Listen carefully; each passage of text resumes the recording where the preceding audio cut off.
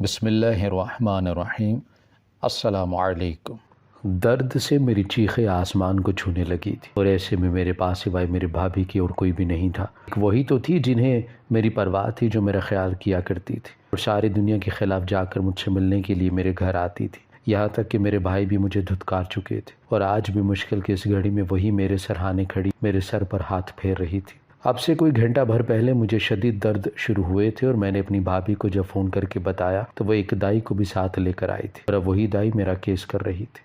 کچھ دیر میں کمرے میں بچے کی رونے کی آوازیں آئی، گونجنے لگی تھی، اور میری چیخیں دم توڑ گئی تھی۔ بچے کی آواز نے مجھے سکون پہنچایا تھا، اور پھر دائی نے بتایا کہ مبارک ہو، میں نے بیٹی کو جنم دیا ہے۔ یہ لفظ سنتے ہی میری آنکھوں سے آنسو ٹپکنے لگ گئے تھے۔ میری بھابھی نے دائی کو پیسے دے کر رخصت کیا اور مجھے سنبھالتے ہوئے کہنے لگی، اب تم 7 بیٹیوں کی ماں بن چکی ہو، ہمت اور حوصلے سے کام لو، سب کچھ ٹھیک ہو جائے گا۔ میں نے روتے ہوئے بھابھی کی طرف دیکھا اور پوچھا، کیا ٹھیک ہو جائے گا؟ کیسے ٹھیک ہو جائے گا؟ یہ دنیا مجھے بد کردار کہتی ہے، میری بیٹیوں کو کون اپنائے گا؟ ان کا مستقبل کیا ہوگا؟ بھابھی نے میرے آنسو پونچھے اور کہنے لگی، جس نے انہیں زندگی دی ہے وہی ان کا مستقبل بھی سنوار دے گا۔ تم سوچ سوچ کر خود کو اذیت نہ دو، میں تمہارے ساتھ ہوں، میں تمہاری مدد کروں گی۔ یہ کہہ کر بھابھی نے پرس کھول کر ہزاروں روپے نکالے اور میرے ہاتھ میں پکڑا دیے۔ بھابھی کی اس نوازش پر میری آنکھیں نم ہو گئی تھی۔ میں نے انکار کیا اور کہا کہ بھابھی آپ کب تک یوں ہی میری مدد کرتی رہیں گی؟ اب تو میرا سگا بھائی بھی مجھے نہیں پوچھتا، یہ دنیا مجھے بد کردار ٹھہراتی ہے، اور سچ تو یہ ہے کہ میں خود بھی نہیں جانتی کہ یہ بچے کس کے ہیں، یہ کس کی بیٹیاں ہیں۔ پتہ نہیں کیسے میں حاملہ ہو جاتی ہوں، ایک کے بعد ایک میں نے ساتھ دے دیے، پیدا کر دیے ہیں، اب تو میرا تماشا بن چکا ہے۔ بھابھی مجھے محبت سے سمجھانے لگیں کہ یہ وقت ان باتوں کا نہیں، تم ابھی بچے کی پیدائش کے مرحلے سے گزری ہو، تمہیں آرام کی ضرورت ہے۔ بھابھی نے میری بڑی بیٹی کو آواز دی جو اب 10 سال کی ہونے والی تھی، اور چھوٹی بیٹی کو اس کی گود میں ڈال دیا اور کہنے لگی کہ اماں کی طبیعت ٹھیک نہیں ہے، تم اسے سنبھال لو۔ بھابھی خود میرے پاس ہی رک گئی تھی۔ میں نے پوچھا، اب گھر نہیں جائیں گی؟ تو وہ مسکرا کر کہنے لگی، نہیں، تمہارے بھائی سے کہہ کر آئی ہوں کہ اپنے میکے جا رہی ہیں، 2 دن بعد ہی لوٹوں گی۔ بھابھی کی اس محبت پر میرا دل موم ہو گیا، اور میں نے انہیں سینے سے لگا لیا اور کہا کہ بھابھی، میں آپ کی بہت شکر گزار ہوں۔ اگر آپ مجھ پر بھروسہ نہ کرتی اور میرا اتنا ساتھ نہ دیتی، شاید آج میں اور میری بیٹیاں سڑک پر دھکے کھا رہے ہوتے۔ میرے سینے سے لگی بھابھی کہنے لگیں کہ غیروں والی باتیں مت کیا کرو نسیم، تم میری اکلوتی نند ہو، اور میں جانتی ہوں کہ تم بد کردار نہیں ہو، بس خدا نے تمہیں شاید اسی طرح اولاد دینی ہے، تم اسے خدا کا انعام سمجھ کر لیتی جاؤ، بیٹیاں تو ویسے بھی رحمت ہوتی ہیں۔ بھابھی کی بات سن کر میں ان کی طرف دیکھنے لگی، پتہ نہیں کیسے وہ اتنی اچھی باتیں کر لیا کرتی تھی، ورنہ یہ زمانہ تو میرے حوالے سے ایسی باتیں کہتا تھا کہ میں سن کر بھی کانوں سے دھواں نکلنے لگتا تھا۔ 2 دن بھابھی میرے ساتھ رہی اور پھر واپس اپنے گھر چلے گئی۔ جانے سے پہلے انہوں نے گھر میں راشن بھی ڈلوایا اور میرے ہاتھ پر مزید پیسے بھی رکھے۔ کچھ دن گزرے اور پاس پڑوس والوں کے پاس خبر پہنچ گئی کہ میں نے پھر بیٹی کو جنم دیا، تو محلے دار جھگڑا کرنے کو آ گئے۔ ہر کوئی چاہتا تھا کہ میں یہ گھر چھوڑ دوں، کیونکہ میری وجہ سے محلے کا ماحول خراب ہو رہا ہے۔ ہر کوئی جاننا چاہتا تھا کہ میری بیٹیوں کا باپ کون ہے، اگر ان کا کوئی باپ نہیں ہے تو پھر میں کس کے ساتھ منہ کالا کرتی ہوں۔ میرے مکان مالک کی مہربانی تھی جس نے مجھے ابھی تک اس گھر میں رکھا ہوا تھا، کیونکہ میری بھابھی اسے وقت پر کرایہ ادا کرتی تھی۔ بڑی مشکل سے محلے داروں نے ہمارا دروازہ چھوڑا، اور پھر کچھ دنوں بعد مجھے گھر کا کچھ سامان لینے کے لیے گھر سے نکلنا پڑا۔ 7 بیٹیوں کو اندر چھوڑ کر میں نے باہر سے تالا لگایا اور سودا لینے دکان پر گئی، تو دکان والے نے ادھر ادھر دیکھا اور پھر جھک کر مجھ سے کہنے لگا، اپنا ریٹ ہی بتا دو، میری بیوی مجھے خوش نہیں رکھتی، جب دل چاہے گا تمہارے پاس آ جاؤں گا۔ اس کی بات سن کر شرم کے مارے میرا چہرہ سرخ پڑ گیا اور میرا دل چاہا کہ میں اس کا منہ توڑ دوں۔ میں نے غصے سے اس سے کہا کہ بڑے ہی بدذات ہو، شرم نہیں آتی ایک عورت سے ایسی بات کرتے ہوئے؟ مجھے دیکھ کر اپنے لال دانت نکال کر وہ زور سے ہنسا اور کہنے لگا، لو بھائی، بغیر شوہر کے تم 7 بچوں کی ماں بن گئی ہو اور پارسائی کا لبادہ اوڑے گھومتی ہو، بڑی پاک دامن ہو۔ جانتا ہوں اچھی طرح تم جیسی عورتوں کے پاس بچوں کی پیدائش کیسے ہوتی ہے، سیدھی طرح اپنا دام بتاؤ اور کام کرو۔ تم جیسی عورتیں شریفوں کے محلے میں رہیں یا طوائفوں کے بازاروں میں، کام تو ایک ہی کرتی ہے نا۔ اچھا ہے، اس طرح ہمیں بھی بدنام جگہ نہیں جانا پڑے گا اور یہیں شریفوں کے محلے میں کام ہو جائے گا۔ میری آنکھوں سے آنسو ٹپکنے لگے اور میں بغیر سودا لیے وہاں سے نکل گئی۔ بار بار اپنے سر سے چادر کو ٹھیک کرتی اور اپنے آپ کو دنیا کی نظروں سے چھپاتی میں نے ایک گلی ہی پار کی تھی کہ 2 لڑکے میرے پیچھے پیچھے چلتے ہوئے کہنے لگے، کیا بات ہے بھائی، 7 بیٹیوں کی اماں کو دیکھو، مگر حیرت کی بات تو یہ ہے کہ ابھی بھی کنواری ہے۔ اگر شادی کرے گی تو کتنے بچے پیدا ہوں گے؟ یہ کہہ کر وہ دونوں زور سے ہنسے تھے اور میرے قدموں تلے سے زمین نکل گئی تھی۔ اس معاشرے میں تو ایک ایسی عورت کو ہی جینے کا حق نہیں دیا جاتا جس کی 7 بیٹیاں شوہر سے پیدا ہوں۔ پھر میں تو وہ عورت تھی جس نے بغیر شادی کے 7 بیٹیاں پیدا کی تھی اور خود بھی اس بات سے انجان تھی کہ ان کا باپ کون ہے۔ مجھے کیسے جینے کا حق دیا جا سکتا تھا؟ میں کیسے سوچ سکتی تھی کہ اس معاشرے کی عزت دار مرد مجھے عزت سے جینے دیں گے؟ جیسے تیسے میں ضرورت کا سودا لے کر گھر لوٹ آئی تھی اور اپنے آپ کو کمرے میں بند کر لیا تھا۔ میری چیخیں، میرا رونا سارے گھر میں گونج رہا تھا۔ میری 7 بیٹیاں پریشانی سے میرے آس پاس بیٹھی تھی۔ وہ سب کی سب بالکل ایک جیسی نظر آتی تھی، جیسے ان کا باپ ایک ہی ہو۔ سب کی نیلی نیلی آنکھیں تھی اور رنگت ایسی سرخ و سفید تھی کہ ہاتھ لگانے سے میلی ہو جائے، جبکہ میں سانولی تھی اور میری آنکھیں بھوری تھیں۔ پتہ نہیں میری بیٹیاں کس جیسی تھیں۔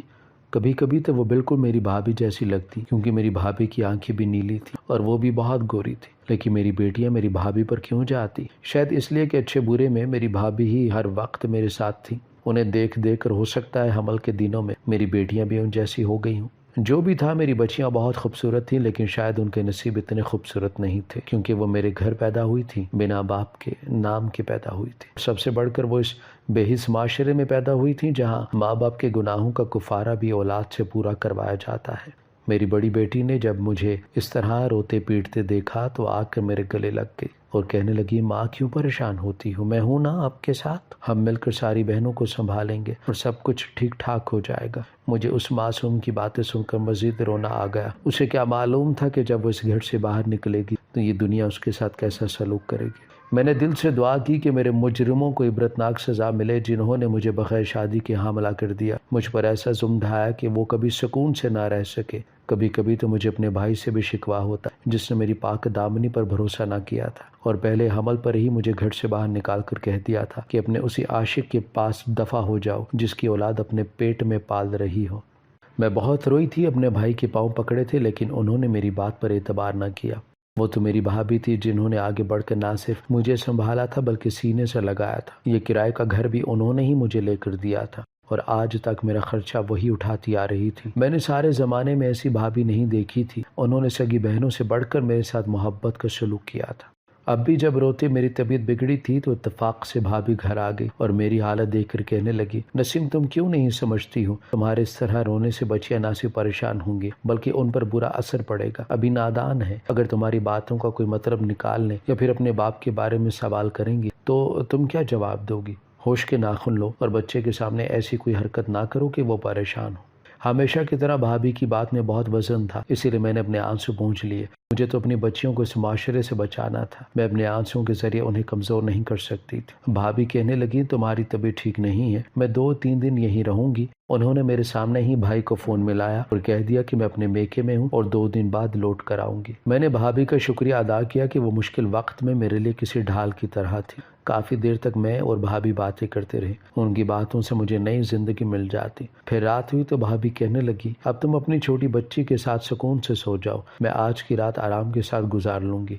ارم میری سب سے بڑی بیٹی تھی۔ میں نے کہا کہ ٹھیک ہے بھابھی، جیسا آپ کو ٹھیک لگتا ہے۔ واقعی میری چھوٹی بیٹی بہت زیادہ روتی تھی اور ساری رات ہنگامہ کرتی تھی۔ بھابھی کی بھی نیند خراب ہو جاتی تھی، اس لیے میں نے انہیں ارم کے ساتھ سونے دیا، خود اپنے کمرے میں چھوٹی مانو کے ساتھ سو گئی تھی۔ 2 دن بعد بھابھی ہمارے گھر رکی اور پھر واپس چلی گئی۔ ان کے آنے سے بچیاں بھی بہت خوش ہو جایا کرتی تھیں، لیکن اس دفعہ ارم کی حالت کچھ عجیب سی تھی، بہت گمسم سی لگ رہی تھی، خاموشی سے کونے میں بیٹھی تھی۔ میں نے پوچھا، ارم کیا بات ہے؟ وہ کہنے لگی، پتہ نہیں اماں، ایسا لگ رہا ہے کہ جیسے میرے پیٹ میں درد ہو رہا ہو۔ اس سے پہلے میں کچھ کہتی بھابھی کہنے لگی، کیوں درد نہیں ہوگا؟ ساری رات اوندھا پڑ کر سوتی ہے، اوندھے سونے سے پیٹ میں ہی تو درد ہوتا ہے۔ کئی دفعہ میں نے اسے رات کو سیدھا کیا لیکن یہ پھر اوندھی ہو کے لیٹ جاتی ہے۔ بھابھی کی بات پر میں خاموش ہو گئی۔ وہ ٹھیک ہی تو کہہ رہی تھی، ارم کو بچپن ہی سے الٹا لیٹ کر سونے کی عادت تھی، لیکن آج تک کبھی اس کے پیٹ میں ایسا درد نہیں اٹھا تھا جیسی شکایت وہ اب کر رہی تھی۔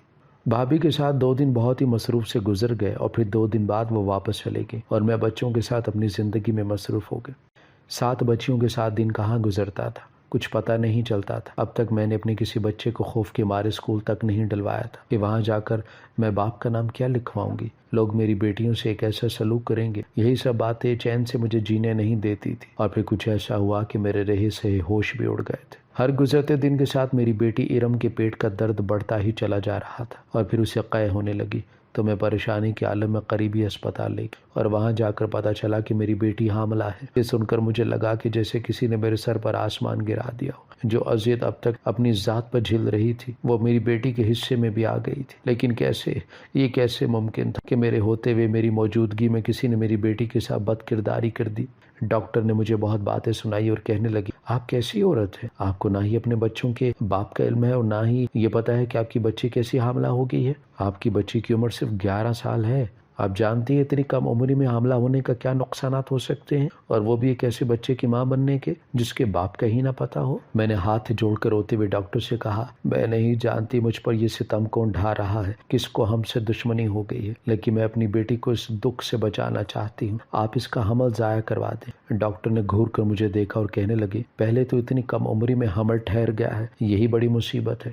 اوپر سے ضائع کرنے کی بات کر کے تم اپنی پھول جیسی بچی کو مارنے کی بات کر رہی ہو۔ اس کے جسم میں اتنی جان نہیں ہے کہ ہم اس کا بچہ ضائع کر دیں۔ اب جو بھی ہے اس بچے کو اپنی کوکھ میں رکھنا ہوگا۔ ڈاکٹر نے صاف منع کر دیا تھا کہ ارم کی صحت اور زندگی کو بہت بڑا خطرہ ہو سکتا تھا، اسی لیے میں اپنی بچی کو لے کر واپس گھر چلی آئی اور اسے مکمل طور پر دنیا کی نظروں سے چھپا لیا۔ ہر گزرتے دن کے ساتھ اس کی طبیعت خراب ہو رہی تھی اور وہ بار بار پوچھتی ہے، اماں مجھے کیا ہوا ہے، میرا پیٹ کیوں بڑا ہو رہا ہے۔ اس کے سوال سن کر میں رونے لگتی اور کوئی جواب نہ دے پاتی۔ ہفتے بھر میری بھابھی پھر ملنے آئی تو میں نے انہیں ارم کے حمل کا بتایا، لیکن حیرت تو مجھے اس وقت ہوئی جو میری بھابھی نہ ہی پریشان ہوئی اور نہ ہی انہیں اس بات کی فکر ستائی کہ یہ سب کچھ کیسے ہوا ہے، بلکہ وہ ارم کے سر پر ہاتھ رکھ کر دعا دیتے ہوئے کہنے لگی، خدا تمہیں نیک اولاد دے، تم بھی اپنی ماں کی طرح صبر سے کام لینا۔ یہ سن کر میں نے حیرت سے بھابھی کو دیکھا اور پوچھا، بھابھی آپ کیسی باتیں کر رہی ہیں، کیا آپ کو یہ خبر سن کر حیرانی نہیں ہوئی؟ میری بات سن کر بھابھی مسکرائی اور کہنے لگی،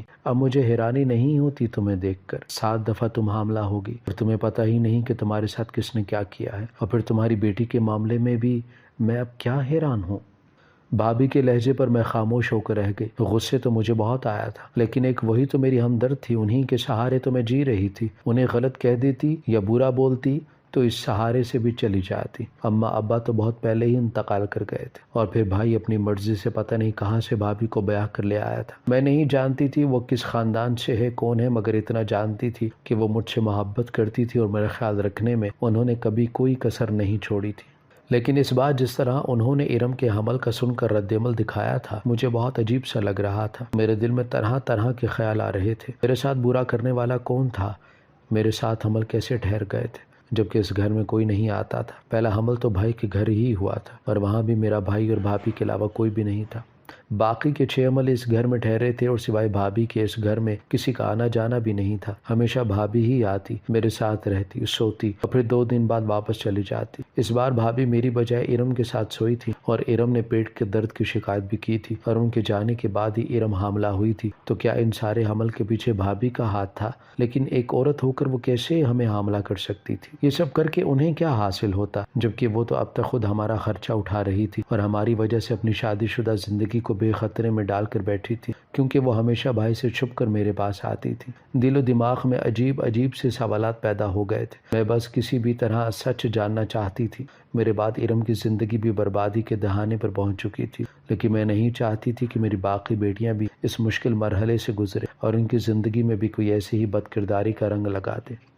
بہت سوچنے سمجھنے کے بعد میں نے فیصلہ کیا کہ میں کسی نہ کسی نتیجے پر ضرور پہنچوں گی، اور پھر میری بیٹی کے حمل کو دن گزرتے گئے، لیکن اس دفعہ میں نے بچے کی پیدائش کے لیے دائی کو نہیں بلوایا بلکہ سیدھے اپنی بیٹی کو اسپتال لے گئی۔ میں اس کی صحت کے ساتھ کوئی رسک لینا نہیں چاہتی تھی۔ وہاں اس کا کیس ہوا تو میں نے بھابھی کو بلوایا اور ان سے جھوٹ کہا کہ فوراً ارم کو خون چڑھنا ہے، آپ خون دے دیں۔ میرے کہنے پر بھابھی نے پہلے خون کا سیمپل دیا تاکہ چیک کیا جا سکے ان کا خون ارم کو لگ سکتا ہے یا نہیں۔ میں نے وہی سیمپل اور ارم کے خون کا سیمپل لے کر لیبارٹری میں جمع کروا دیا تاکہ پتہ کر سکوں کہ کیا میری بیٹی سے اور میری بیٹی کے بچوں سے میری بھابھی کا کوئی لینا دینا ہے یا نہیں۔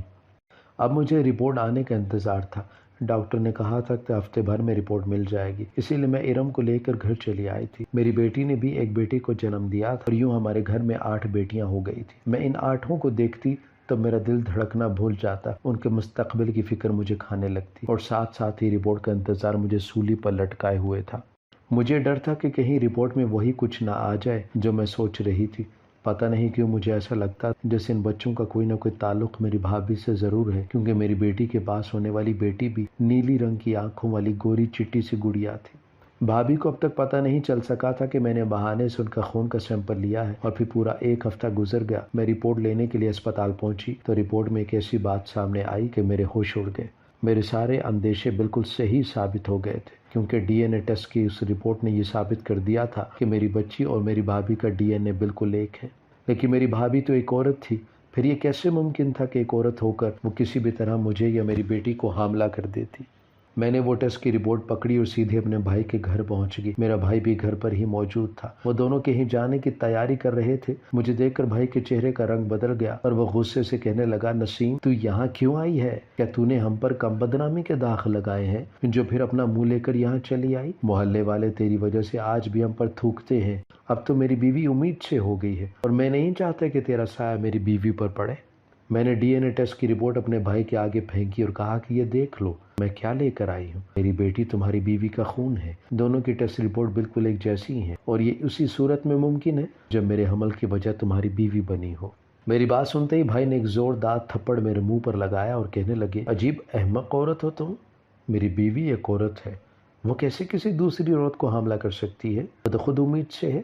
اور رہی بات اس رپورٹ کی تو تم کوئی جعلی رپورٹ بنوا کر ہماری زندگی بگاڑنے کے لیے آ گئی ہو۔ میری بات سن کر بھابھی بھی رونے لگی تھی۔ وہ روتے ہوئے کہنے لگی، میں نے تو سالوں تمہارے بچوں کی دیکھ بھال کی ہے، پرورش کے لیے پیسے دیے ہیں، اور آج تم مجھ پر ہی الزام لگا رہی ہو۔ اپنے شوہر سے چھپ چھپ کر میں نے تمہارے لیے کیا کچھ نہیں کیا، اور تم ہو کہ مجھے ہی گناہ گار ٹھہرا رہی ہو۔ میں نے رپورٹ کھول کر بھائی کو دکھائی جو شہر کے بڑے اسپتال کی تھی، اور ان سے کہا کہ جا کر تصدیق کر لیجئے یہ رپورٹ اسی اسپتال کی ہے، جعلی نہیں ہے۔ میں نہیں جانتی کہ آپ کی بیوی نے کیا کیا ہے، لیکن اتنا ضرور جانتی ہوں کہ جب سے آپ کی بیوی ہماری زندگی میں آئی ہے میری زندگی میں گرہن لگ گیا ہے۔ میرے گلے میں پڑا بدنامی کا یہ ڈھول کسی اور کا نہیں بلکہ آپ کی بیوی کا ہی ڈالا ہوا ہے۔ اتنا سننا تھا کہ بھابھی غصے سے میری طرف بڑھی تاکہ مجھے پکڑ کر اپنے گھر سے نکال پھینکے یا پھر میرا گلا دبا دے۔ اچانک اس کا پاؤں پھسل گیا، وہ بری طرح گری اور زور زور سے چیخنے لگی۔ بھابھی کی بھی گرتی حالت دیکھ کر بھائی ذرا سا غصہ بھول گیا۔ میں نے بھی بھائی کی مدد کی اور ہم اسے اسپتال لے کر پہنچے تو پتہ چلا کہ بھابھی کا حمل ضائع ہو گیا ہے اور اب وہ کبھی ماں نہیں بن سکتی۔ یہ سن کر بھائی خوب رونے لگے۔ جب بھابھی کو یہ خبر ملی تو وہ بری طرح چیخنے چلانے لگی۔ انہیں یقین ہی نہیں آیا کہ ان سے ماں بننے کی صلاحیت چھن چکی ہے۔ میں تو خود ہکا بکا سے کونے میں کھڑی تھی۔ شاید یہ سب کچھ میری وجہ سے ہوا تھا۔ کاش میں غصے میں اپنے بھائی کے گھر نہ جاتی تو آج میرے بھائی کی خوشی ان سے نہ چھینتی جاتی۔ افسوس سے میری آنکھوں سے آنسو بہنے لگے تھے۔ بھائی نے غصے سے مجھے دیکھا اور کہنے لگے کہ دفع ہو جاؤ یہاں سے، ہماری خوشیوں کو کھا گئی ہو، اب یہاں کیوں کھڑی ہو؟ میں نے ایک نظر بھابھی پر ڈالی اور واپسی کے لیے پلٹنے لگی کہ بھابھی کی آواز نے میرے قدموں کو زنجیر کر دیا۔ وہ روتے ہوئے کہنے لگی، نسیم مجھے معاف کر دو، میں نے تمہارے ساتھ بڑی زیادتی کی ہے اور آج مجھے اس کی سزا مل گئی ہے۔ بھابھی کی بات سن کر جہاں میں حیران ہوئی تھی وہیں میرا بھائی بھی ہکا بکا سا رہ گیا، بھابھی کو دیکھنے لگا تھا۔ بھابھی روتے ہوئے کہنے لگی، میں نے ایک کوٹھے پر جنم لیا تھا، لیکن میں اکیلی پیدا نہیں ہوئی تھی بلکہ میرے ساتھ میرا بھائی بھی پیدا ہوا تھا۔ ہم جڑواں بہن بھائی تھے۔ کوٹھے پر عورتوں کو تو شاید پھر بھی کوئی زندگی مل جاتی ہے، لیکن مردوں کا حال بہت برا ہوتا ہے۔ میرے بھائی کے ساتھ بھی ایسا ہی ہوا۔ وہ سارا دن ایک کمرے میں بند رہا کرتا اور مجھے اور میری ماں کو لوگوں کے سامنے ناچتا دیکھتا رہتا۔ اس طرح اس کے ذہن کی حالت بہت خراب ہو گئی، وہ نفسیاتی سا ہو گیا تھا، اسے دورے پڑنے لگ گئے تھے۔ میں اور میری ماں بڑی مشکل سے اسے سنبھالتے تھے، اور پھر میری ماں بھی مر گئی تو میں اور میرا بھائی بالکل تنہا رہ گئے تھے۔ میں ساری رات کوٹھے پر رقص کرتی اور سارا دن اپنے بھائی کو سنبھالتی۔ ایسے میں ایک روز کوٹھے پر تمہارا بھائی آیا اور اسے مجھ سے محبت ہو گئی۔ تمہارا بھائی مجھے کوٹھے سے ہی بیاہ کر لایا تھا۔ میں نے کبھی تمہارے بھائی کو اپنے جڑواں بھائی کے بارے میں نہیں بتایا اور اسے خاموشی سے کرائے کا گھر لے دیا اور وہیں اسے ملنے جاتی، اس کا خیال رکھتی۔ ایک روز میں اپنے بھائی سے ملنے کے لیے گئی تو وہ پاؤں پٹکتے ہوئے ضد کرنے لگا کہ اسے شادی کرنی ہے، وہ بھی اپنی بیوی کے ساتھ ویسے ہی رہنا چاہتا ہے جیسے وہ کوٹھے پر مردوں اور عورتوں کو دیکھتا تھا۔ میرا بھائی پاگل تھا، اگر میں اس کی بات نہ مانتی تو وہ شاید اپنی جان لے لیتا، اور پھر میں نے موقع دے کر ایک رات کو اسے گھر بلا لیا۔ اس رات تمہارا بھائی شہر سے باہر گیا ہوا تھا۔ میں نے موقع کا فائدہ اٹھایا، تمہیں بے ہوشی کی دوا دی اور اپنے بھائی کو تمہارے کمرے میں چھوڑ دیا۔ مجھے نہیں معلوم تھا کہ میرا ایسا کرنے سے تم حاملہ ہو جاؤ گی۔ میں نے تو سوچا تھا کہ یہ بات کبھی کسی کو نہیں پتہ چلے گی اور یہ کھیل ایک ہی رات میں ختم ہو جائے گا، لیکن یہ بات ایک رات پر ختم نہ ہوئی، کیونکہ میرے بھائی کو اب اس میں مزہ آنے لگ گیا تھا۔ وہ ہر کچھ دن بعد مجھ سے یہی فرمائش کرتا کہ میں اسے تمہارے پاس چھوڑ دوں۔ اس کی طبیعت کی وجہ سے میں مجبور ہو گئی، اور پھر جب تمہارے حمل کی خبر کھل کر سامنے آئی تو تمہارے بھائی نے تمہیں گھر سے نکال دیا۔ میرے پاس پیسوں کی کوئی کمی نہیں تھی، میں نے ساری زندگی کوٹھے سے پیسے کمائے تھے، اسی لیے بآسانی تمہیں کرائے کا گھر بھی لے دیا، اور اسی بہانے میرے بھائی کا بھی کام ہو گیا۔ پے در پہ تم 7 بیٹیوں کی ماں بن گئی، اور میں بخوشی تمہارا خرچہ یہ سوچ کر اٹھاتی رہی کہ اس طرح میرا پاگل بھائی خوش ہے۔ جب 7ویں بیٹی کے بعد میں نے دیکھا کہ اب تمہاری جان ختم ہو رہی ہے تو یہ سب کچھ برداشت کرنے کے قابل نہیں ہو تم، اور میں تمہیں مزید بے ہوشی کی دوا نہیں دے سکتی، تو میں نے اس رات تمہاری جگہ ارم کو بے ہوشی کی دوا دی، اور میرے بھائی نے ارم کو بھی حاملہ کر دیا۔ تمہاری بیٹیاں اور تمہاری بیٹی کی بیٹی بھی میرے بھائی کی اولاد ہے۔ میرا بھائی یہ پاگل انسان ہے، اور میں نے جو کچھ کیا اس کی خوشی کے لیے کیا۔ میں جانتی ہوں یہ بہت بڑا گناہ ہے، اور اسی کی سزا مجھے اس طرح ملی ہے کہ اب میں خود اولاد کے لیے ساری زندگی ترستی رہ جاؤں گی۔ مجھے لگتا تھا کہ یہ سچ کبھی کھل کر سامنے نہیں آئے گا، لیکن کیونکہ میرا بھائی اور میں جڑوا تھے، اسی لیے ہمارا ڈی این اے ایک ہی ہے، اسی لیے تمہیں لگا کہ یہ بچیاں میری ہیں۔ یہ سب سن کر میرے بھائی کی آنکھیں حیرت سے کھل گئی تھی، انہیں یقین ہی نہیں آ رہا تھا۔ غصے سے ان کا چہرہ سرخ پڑ چکا تھا، اور بنا سوچے سمجھے میرے بھائی نے میری بھابھی کو 3 طلاقیں دے ڈالی۔ ان کا کہنا تھا کہ انہوں نے ایک بدذات عورت کو اٹھا کر عزت سے اپنے گھر میں جگہ دی، اور اسی عورت نے ان کی عزت کو ملیا میٹ کر دیا۔ میرے بھائی نے میری بھابھی کو اسپتال میں ہی چھوڑ دیا، اور مجھے اور میری بیٹیوں کو لے کر واپس اپنے گھر آ گئے۔ بھائی نے ہاتھ جوڑ کر مجھ سے معافی مانگی اور کہنے لگے، مجھے معاف کر دو، میں نے اپنے لیے غلط عورت کا انتخاب کیا، جس کی وجہ سے تمہاری زندگی بھی برباد ہوگی۔ سچ جاننے کے بعد میں نے بھائی کو معاف کر دیا تھا، کیونکہ ان کی کوئی غلطی نہیں تھی۔ البتہ شاید آنے والی ساری زندگی میری بیٹیوں کو بہت کچھ بھگتنا پڑے گا۔ میرے بھائی نے میری بیٹیوں کو اپنا نام دے دیا تھا، انہیں اپنی پہچان دی تھی، لیکن آج بھی مجھے لگتا ہے کہ جب کہ میری بیٹیاں شادی کی عمر کو پہنچیں گی تو لوگ میرے ماضی کو بھلانے کی بجائے مجھ سے کرید کر سوال کریں گے، اور پھر میری بیٹیوں کو ایک اذیت بھری زندگی گزارنی پڑے گی۔ لیکن آپ لوگ مجھے بتائیں کہ جو کچھ میرے ساتھ ہوا اس میں میرا اور میری بیٹیوں کا کیا قصور ہے؟ کیا یہ معاشرہ میری بیٹیوں کے ساتھ انصاف کرے گا اور آنے والی زندگی میں انہیں جینے کا حق دے گا؟ یہ سوال میں آپ لوگوں سے پوچھتی ہوں۔ ہماری ویڈیو اگر آپ کو پسند آئی ہے تو ضرور لائک کیجیے، اپنی رائے دینا چاہیں تو کمنٹس کیجیے، اچھی لگے تو شیئر کیجیے۔ اس کے ساتھ ساتھ اگر آپ نے ہمارا چینل سبسکرائب نہیں کیا تو ضرور کیجیے، اور بیل آئیکن پر لازمی کلک کیجیے تاکہ ہماری ہر آنے والی ویڈیو آپ تک بر وقت پہنچ سکے۔